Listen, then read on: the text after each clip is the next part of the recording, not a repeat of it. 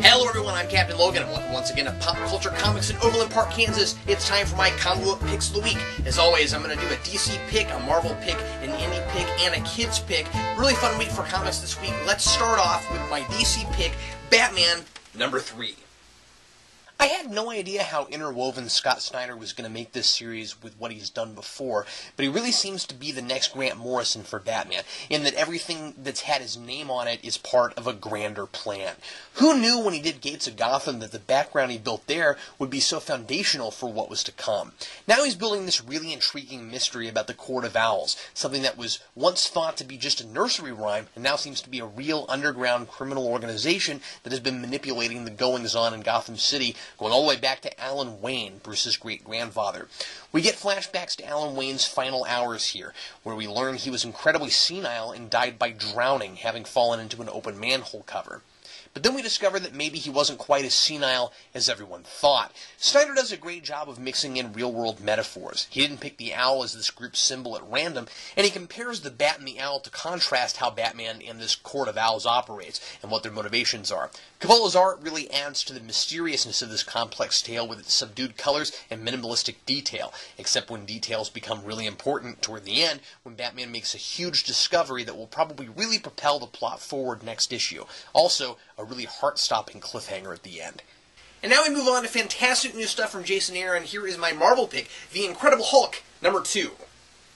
So far, I'm finding this series fascinating. I don't have a long history with the Hulk, so it's hard to compare it to the popular ones before it, but with the limited knowledge I do have, I can't help but be totally engrossed in a story about Bruce Banner going nuts, throwing his life with Betty away, and doing every insane experiment he can to recreate the Hulk, because even though it was the worst thing that ever happened to him, he feels like it was the only thing he ever really accomplished. Splitting Banner and the Hulk into two separate beings sounded like a gimmick that had potential, but could easily just hang on the novelty of the idea. But this is Jason Aaron we're talking about. He's already taking this in exciting and unpredictable places. I love how Banner is jealous of all the other people he knows who are now Hulks, and it's really sad that they all look like perfectly well-adjusted human beings right now compared to him. He's a real bona fide mad scientist, creating horrible creatures as his henchmen in his quest to recreate the Hulk, and the government's onto him. They've sent a top-secret agency after him, and of course, they're trying to recruit the Hulk to help. But he's happy to be without Banner and doesn't care. And while all this tragedy and twisted psychology is great, the real reason to pick this book up is to see the Hulk fight a bunch of sharks. I have nothing but good things to say about this. If you haven't read the Hulk in a while, it's a great time to get back on board. My indie pick this week comes from Dynamite. This is the Kirby Genesis spin-off, Captain Victory #1.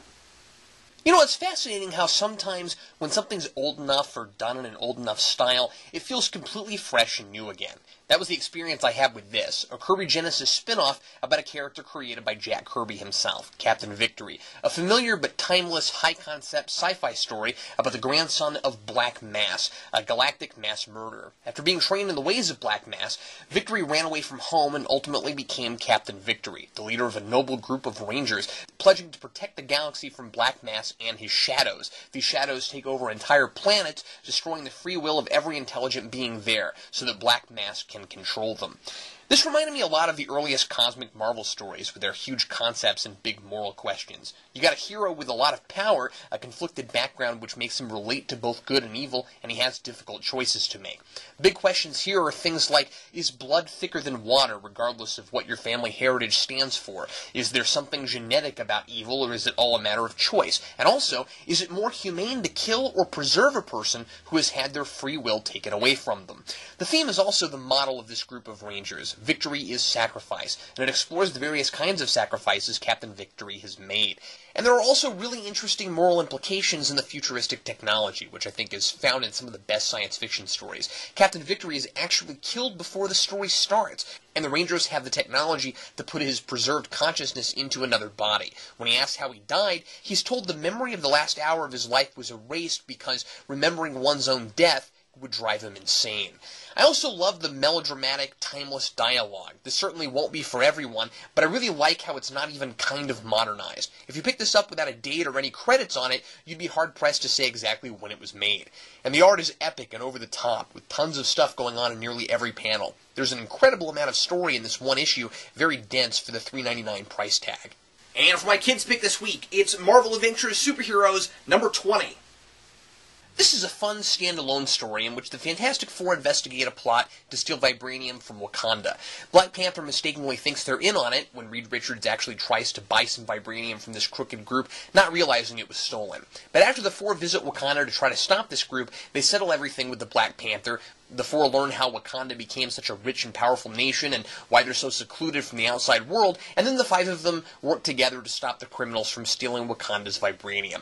The best thing about this story, and this is true of this title in general, is that it introduces kids to major characters and elements of the Marvel Universe they'd have a hard time getting from the long-running, regular Marvel titles that aren't going to stop every few panels to explain established continuity that's been around for decades. And it does a pretty good job of not being too obvious about it. Those elements are part of the story, rather than bogging it down. The Fantastic Four are learning about the Black Panther at the same time as the readers, so it unfolds naturally.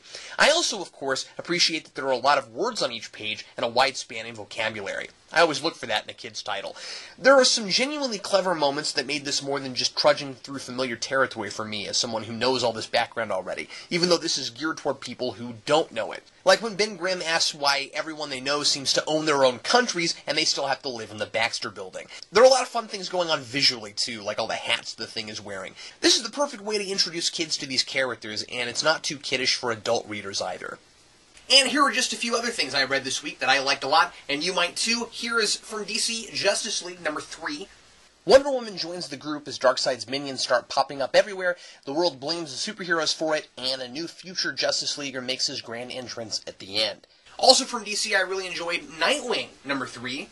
As Dick attends the funeral for Mr. Haley, the owner of the circus he and his parents used to work for, he's forced to finally deal with major pieces of his past. And then a one-shot from Marvel, I Am Captain America. A collection of variant cover art paying tribute to real-world heroes, each with a Marvel twist. And finally, can't help but mention this again from IDW, Ghostbusters, number 3.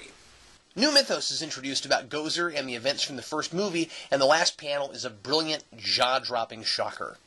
And I also want to mention that the Flash Road to Flashpoint hardcover is out this week, and that's all I've got for today, so thanks a lot for watching. If you're ever in the Kansas City area, be sure to check out Pop Culture Comics right here in Overland Park, Kansas. It's where I am at this very moment, and it's my very favorite place to get comic books. If you're watching this on the Pop Culture website, be sure to check me out on Geekvolution. That's youtube.com/Geekvolution. You can also check out our webpage at wearegeeksnotnerds.com and follow us on Twitter at Geekvolution. If you don't live in the area, be sure to support your own local comic book shop, and thanks a lot for watching. I'm Captain Logan, and happy reading.